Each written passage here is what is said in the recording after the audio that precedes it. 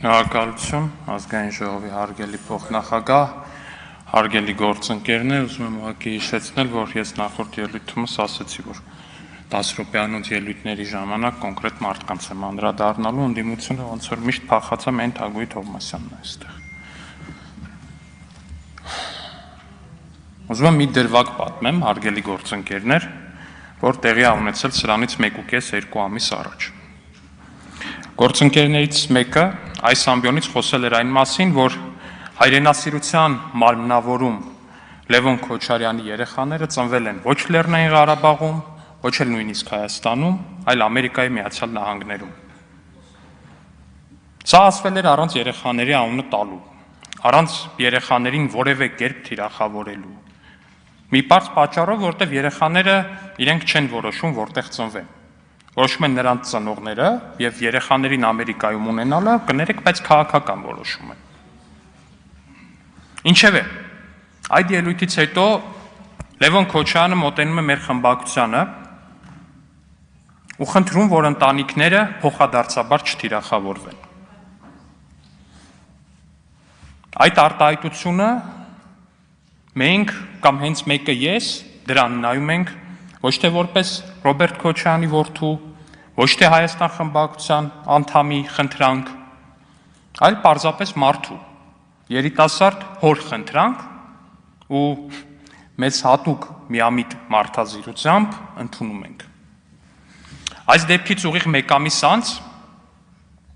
հայր եւ որդի Քոչարյաններին սպասարկող հայտնի տերտերի աջակիցները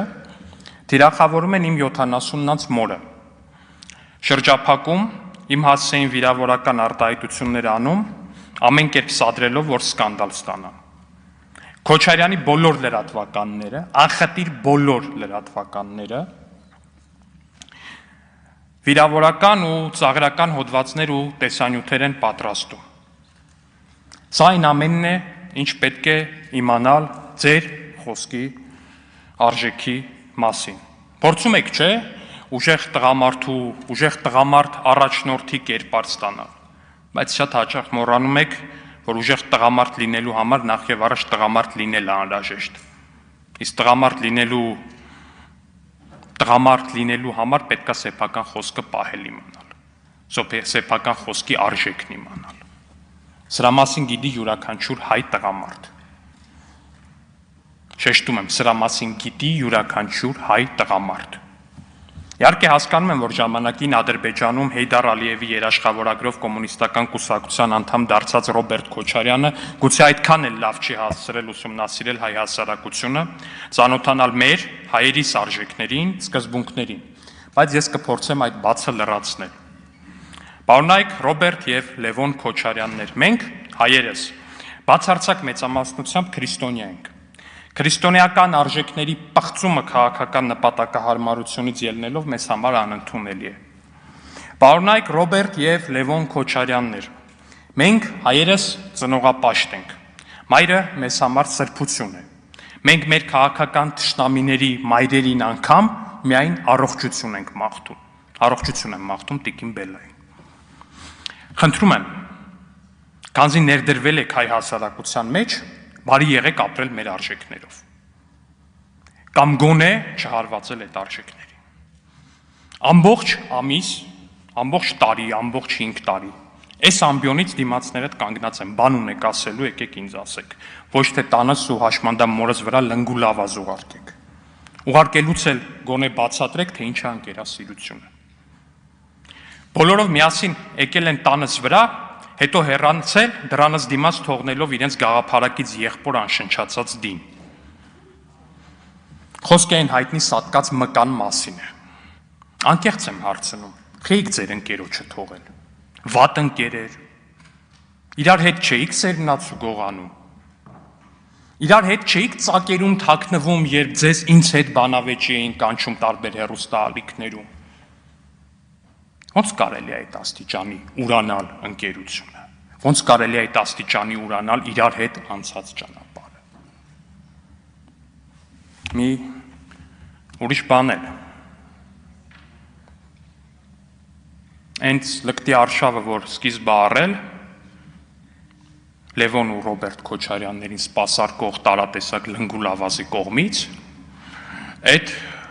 արշավը շարունակվում է այսօր ու շարունակվում է հնարավոր ամենալկտի թիրախավորմամբ ու այստեղ թիրախավորվում է ոչ միայն իմ անձը, այլև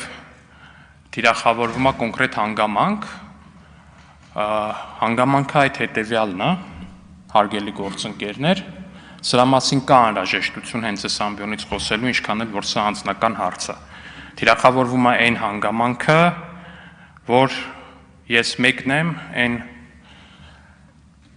հազարավոր կամ գուցե տասնյակ հազարավոր մարդկանցից ու ժամանակին երեխաներից, որոնց ծնողներից մեկը ժամանակին թողել է ընտանիքը, գնացել է հյուսիսային երկրներ, իսկ հետո այնտեղ արդեն կազմել է երկրորդ ընտանիք, ուրիշ ընտանիք է կազմել։ Այս հանգամանքի բերումով փորձ է արվում թիրախավորել ինձ ու կամ փորձ է արվում թիրախավորել իմ մորը։ Ես ուզում եմ ասել, որ ես որդիաբար խոնարհվում եմ բոլոր այն մայրերի առաջ, որ միայնակ են մեծացնում իրենց երեխաներին։ Ես գիտեմ, թե ինչ դժվար է դա ու ես գիտեմ, որ կյանքում միշտ գտնվելու են երկոտանի կենդանիներ, ովքեր փորձելու են թիրախավորել ձեզ դրա համար,